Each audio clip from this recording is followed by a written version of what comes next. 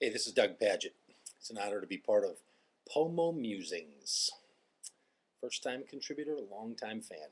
When I first got the invitation to be part of a dialogue here on Pomo Musings about plurality, I kind of thought, what really is there to talk about? It doesn't seem like it's not a separate subject, it's just the situation we find ourselves in.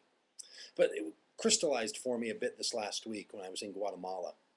I was working there on a project in a village that our church goes to regularly, and I'd been to a number of times. It's a village where the people of the village, many of them speak Zutihil, the Mayan language. And I connected with Benjamin, who was the mason on the job site that I was working on. And over the course of the week, we really connected, became good friends, frankly. And it struck me that he doesn't speak much Spanish, and I speak slightly less than he does. But he was speaking Zutihil, and I was speaking English. And over the course of that week, we connected with one another. We essentially made up a way to talk and to get to know each other and to share a little bit of Zutihil, a little bit of English, a little bit of Spanish, and then kind of our own way of going about it. And it was a rich relationship. It's significant for me. It was meaningful. And I was struck how awesome it really was to be able to connect, me, a guy from Minnesota, and hear Benjamin, who grew up in this little village in San Juan, speaking different languages, but became friends. We used our hands to talk. We used our facial expressions. We pointed to things. We asked each other, how do you say in Zutihil brick? And he would ask me, how do you say the name of my daughter in English? And we connected with each other.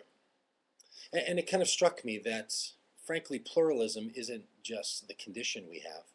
In some ways, it's a real gift. It's a gift that we have, that one culture can meet another culture and not just get along, not just tolerate each other, but to really connect and to create something new, something that wasn't there before, something that was fresh. That's what happened with our group. That's what happened with me and Benjamin.